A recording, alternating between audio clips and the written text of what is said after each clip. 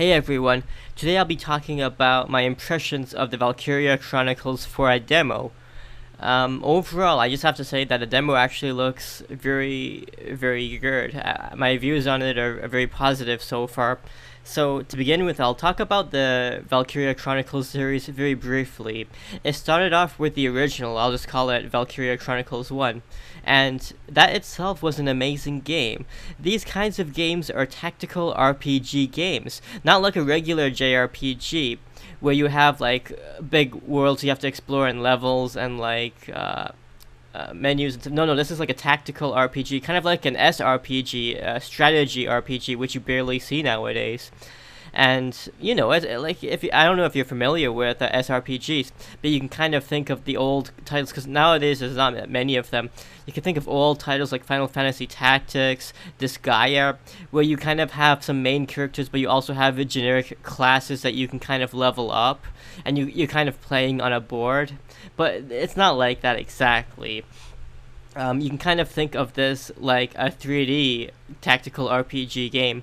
You can kind of make analogies to XCOM, where XCOM is like you have these different soldier classes, you have research facilities, and you move your characters around on maps, and you have story missions, and you complete those, and you get through the game. But you can also grind if you want. It's this kind of a game. So it's not like a traditional JRPG per se. So, in terms of like the cutscenes and stuff, you can kind of think of the game almost like a visual novel, except the characters in the cutscenes, they're 3D moving characters, maybe kind of like Hyperdimension Neptunia, like it's not really fancy cutscenes. Yeah, like after maybe a critical point in the game, it looks like you're probably gonna have a really fancy pre-rendered cutscene, maybe the beginning and the end, and some important storyline segments in between. Yeah, but otherwise, most of the cutscenes are just watching characters talk. So you kind of you need to like that if you want to get into this kind of game. So the setting of the game is kind of inspired by World War One and Two. This game uses fictional countries. Like, in some JRPGs, they actually use the real life names of countries. Like, let's see, Enchanted Arms is an example of a game that actually used real life locations. But no, in this game you don't have to worry. Like this, they use fictional countries, and the original series, Valkyria Chronicles 1, 2, 3.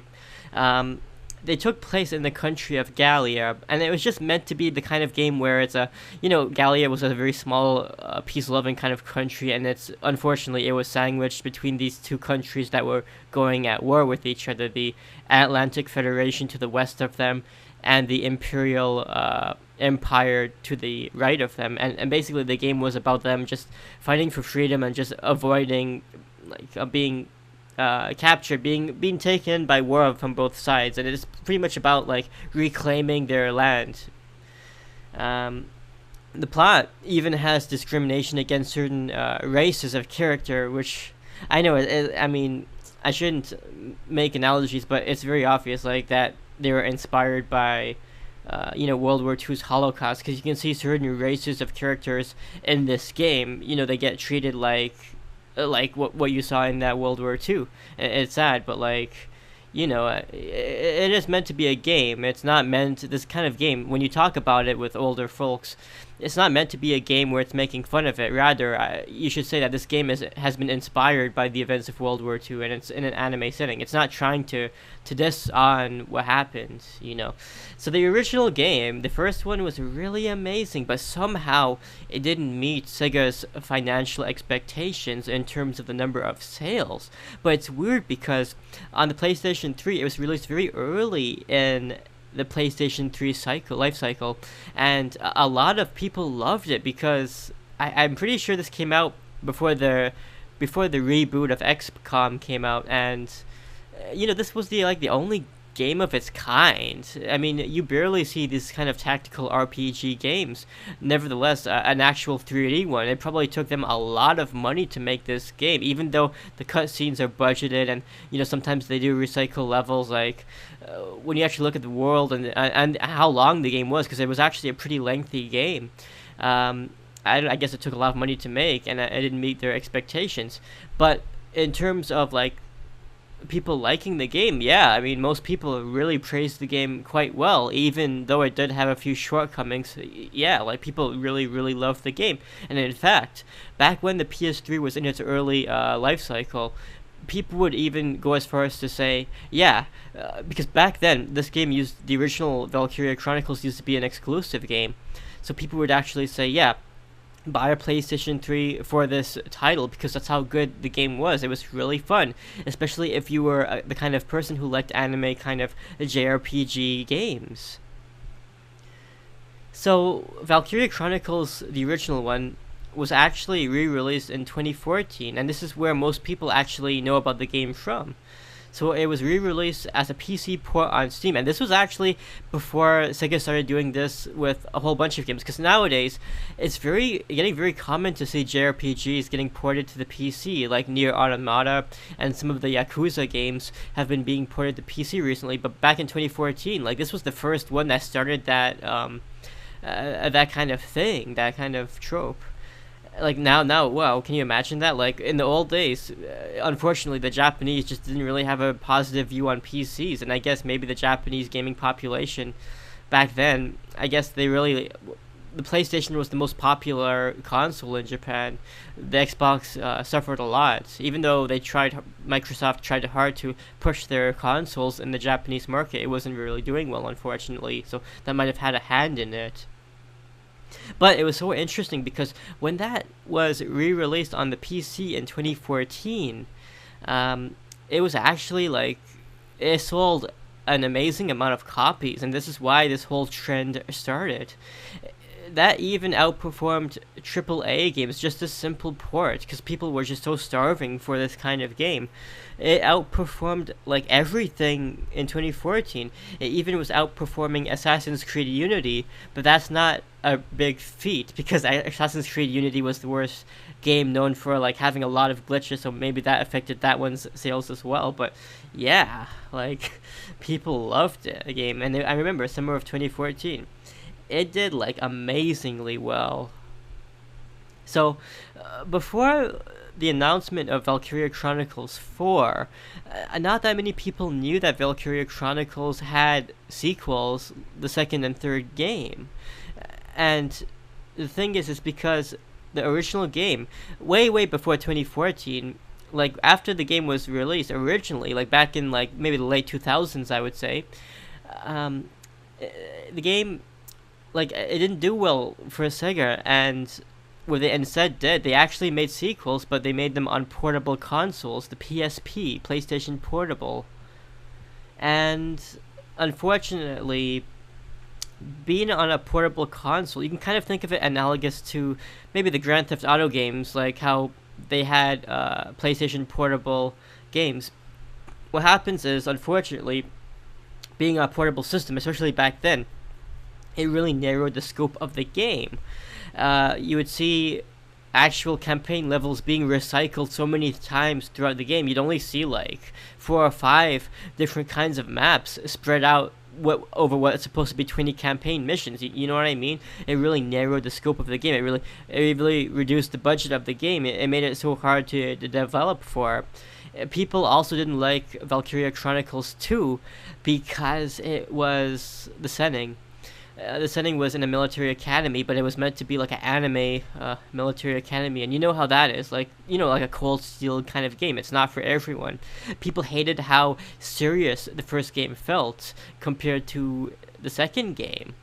And the thing is that the second game does have positives, like it does have a good affection system where you can actually you can interact with your crew, your teammates outside of battle. So basically in the school, you could interact with them.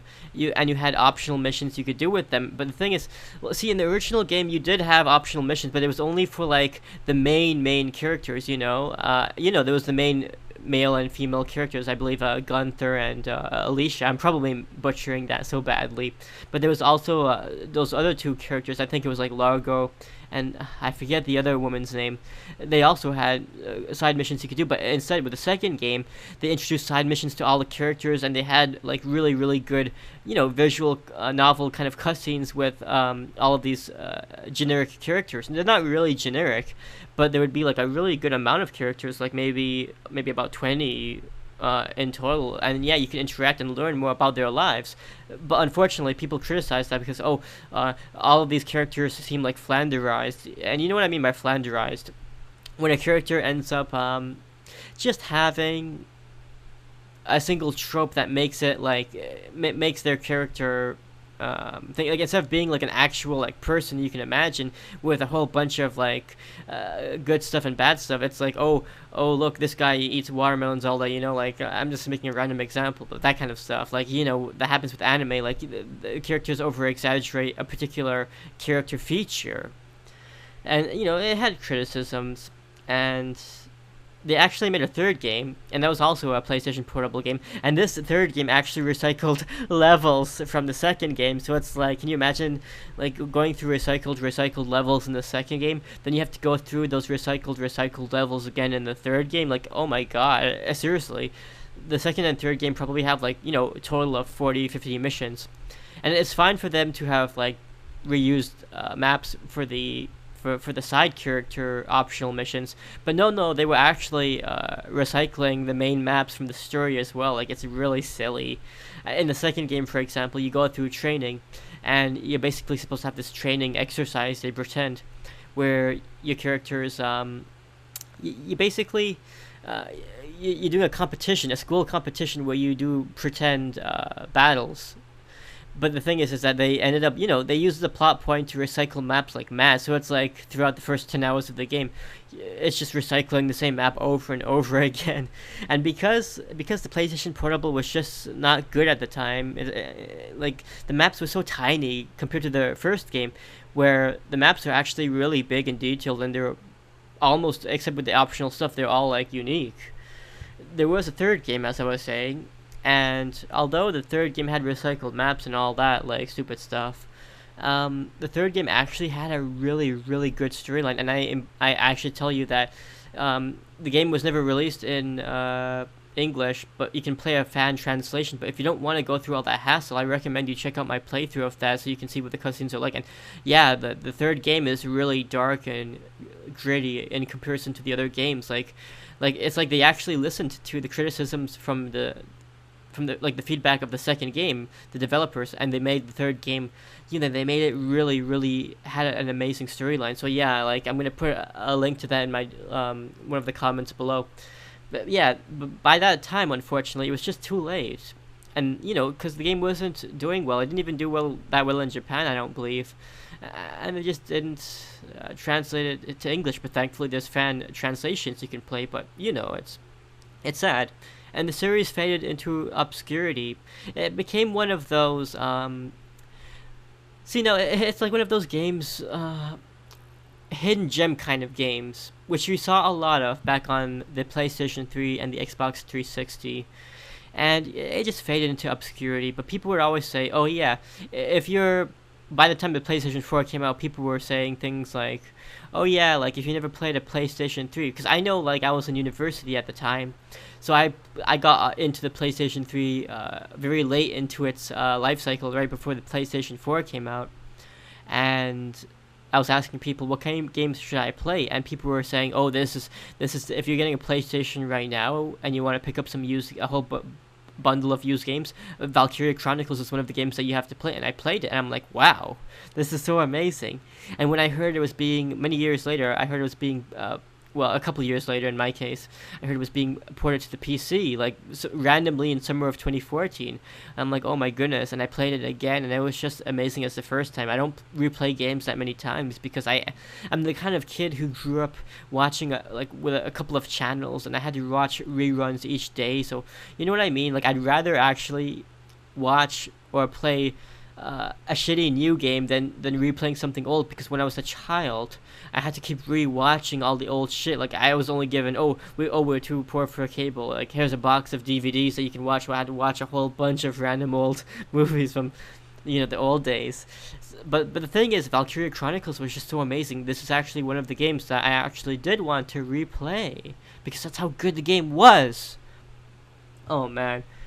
But I know I spent a while talking about the old games and how I was saddened by how it faded away, and how overjoyed I was when I heard it was coming back.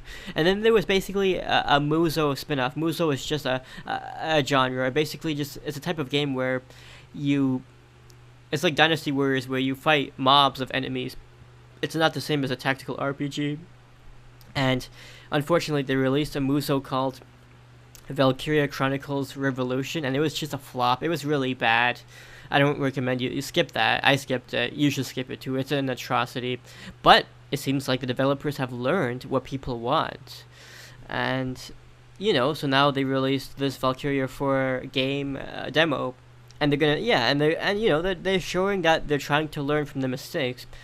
And they're trying to, give you back what made the original game so good. And I'm gonna just talk about what I liked about the demo. I played through it, and it's lengthy. Not that lengthy, maybe like 4 hours in total. Like, yeah, you can spend less time with it. So the thing is, I criticized the game a few years ago when they released promotional pictures and stuff. I said, oh my goodness, this looks like so much more stupid anime. This looks stupid. I was like laughing my ass off. I can probably link to that video too, but honestly, it looks like I was wrong. Like, I was like dead wrong. I was playing this game, and it honestly feels like the original game all over again.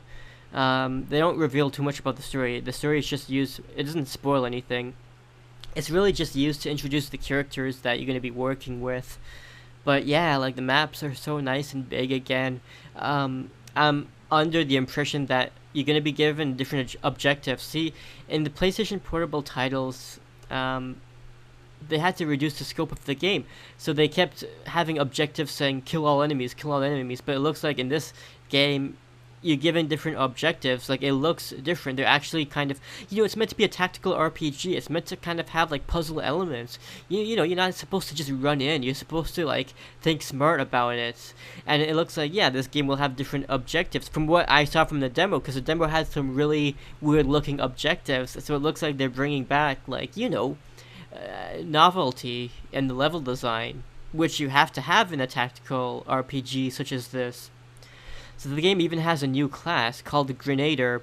I think it's kind of a unique class for one of the characters in the game. It doesn't look like anyone. You'll have more characters of that, but we'll see. But yeah, it's really interesting. She uses a mortar, and basically, yeah, you can just fire these big. I'm probably gonna get the terminology wrong, but you know what a mortar is. It's like you can shoot this bombs and rockets in an arc to destroy your enemies, but the drawback is that she's extremely slow. But yeah, it's really interesting. They're still adding new classes, mixing it up a little bit, and you have the old classes as well. You don't have the new classes from the second and third game, though. I think they're going back on that. But yeah, the cutscenes, they look nice and lengthy from the original game. Yeah, it's more of the visual novel kind of thing, low budget, but it's fun. And the dialogue between the characters, it reveals a lot about the lore of the game. So yeah, it's not the biggest budget game either. I see Jaggies and stuff. Jaggies, like it doesn't look like it's the cleanest game. But it tries to keep its aesthetic. It knows what it's doing, and yeah, it looks like it's okay. The anime looks kind of like funky, because they'll show the extremely generic like bosses, like the people. It's an army game, so it's like they have these officer bosses that you get orders from, and they look all generic, and they look like actual soldiers. And then you go back to your crew, and it's like a whole bunch of colored hair JRPG characters. It's really silly. But yeah, it's funny, but it's trying. Even though I laughed at it, the gameplay is spot on. I really played through this game, and I'll tell you, it seriously plays like the original, which is amazing for me. This is what I wanted for so many years, and I think that this is what you want too. Whether you're a newcomer to the series or you played the old titles, I think that this is what you want. So if you want to play through the demo, it's available on the Xbox One, the PlayStation 4, and the Switch. And it doesn't spoil anything, so if you're afraid of seeing spoilers, don't worry. It just gives us a very small snippet of the characters you'll be playing as. It's basically like a chapter 1 and 2, and it's only like 4 or 5 hours, I think, to get through them. And it's just really, really fun. I've been craving this for so many years. So let me think. I saw it in the options menu. It looks like it has dual audio, which means that you can play with either the English voices or the Japanese voices with English subtitles. So that'll be nice if that's something you want. The soundtrack, yeah, it seems like it's okay. The voices are usually what you'd see from this kind of game. It's not bad or anything. It's not like an atrocity like Dynasty Warriors. So don't worry. Like, it's as long as the voice acting is not bad, it doesn't bother me. I don't expect video games to have Emmy award-winning performances, you know. And for me, I'll say, yeah, this is probably going to be a day one purchase for me. I pre-ordered the game immediately because I was going to pre-order it like later on, but then I played the demo and I was just so shocked with how amazing the demo was. It blew me away. Like, wow, this is something I really, really want. I barely get these tactical or strategy RPGs nowadays. I'm always so sad because, you know, Disgaea is like one of the big games, and, you know, it only comes out like once every 5 years, a new game. So seeing this come out, wow, like my mouth is like watering for this kind of stuff. I've been starving for this. So yeah, like I mean, I played it originally, and I played it later on. I played the second and third game. I didn't play Revolution though, but yeah, I pre-ordered this game, and I don't do that much, because I really, really am looking forward to this game. It's just going to be so amazing. If you're worried about being a newcomer to the series, I think that you can understand the game without playing through it. I do recommend that you pick up the games. They're probably really cheap now because they're old. So if you can play through the first one, you should do so. You don't really have to play through the second and third games. All the games really do is they add a lot of lore to the world, but yeah, like the first one would be really good for you to play before playing this one. The second and two are really more of just you know, relatives and family from like people of the first game. It's just references usually, like that kind of stuff, world building, and just like catching a lot of fun like references. But like, you don't have to play through the second and third games, but I really, really do think you should play through the first game. It will be good if you play through the first game.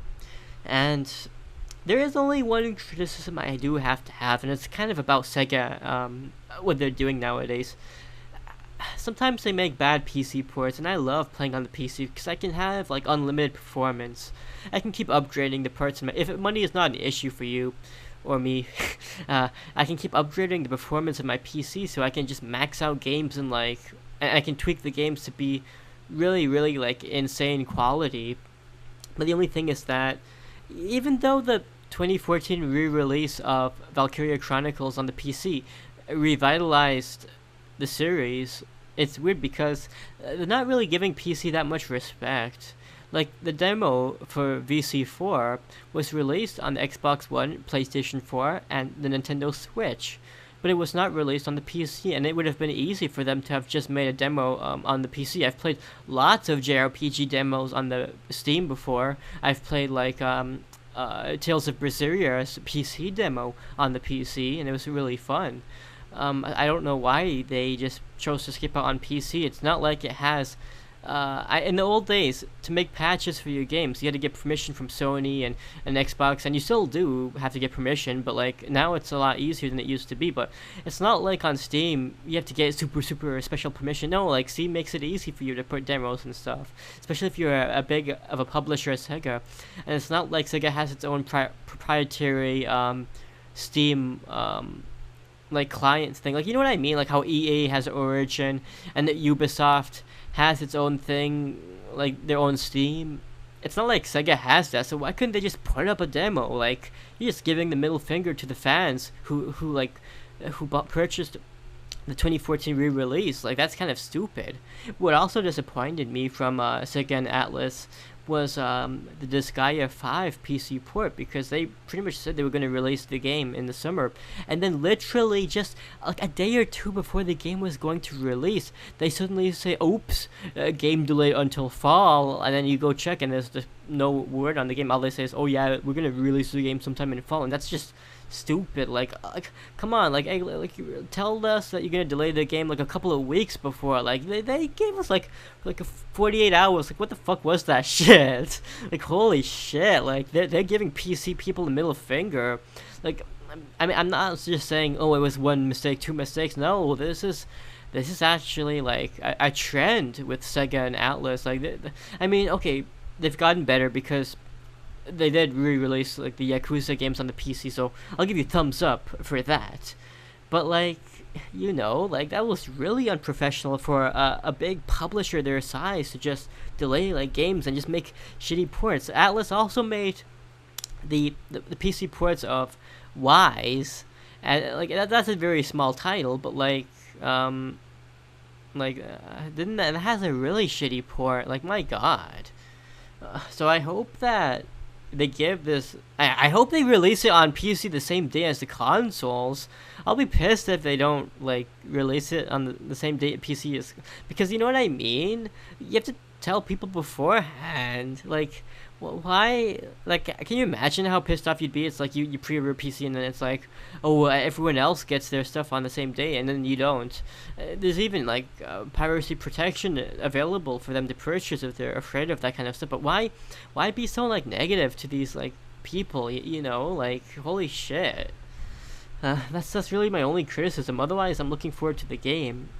So yeah, I'll remind you guys again, I also have, Valkyria Chronicles 2 and 3 playthroughs. If you want to watch them, if you don't want to play them, if you don't want to like fumble around with PSP emulators or anything like that, or like fan translation patches, I have them all that you can watch through cutscenes, the second and third game. So if you want to buy the first game and then watch this playthroughs of the second and third game, you can do that on my channel because I have all of those videos. So if you enjoyed the content in this video, please consider giving it a thumbs up. Also, please consider subscribing to our channel so that you can be the first one to receive all of our latest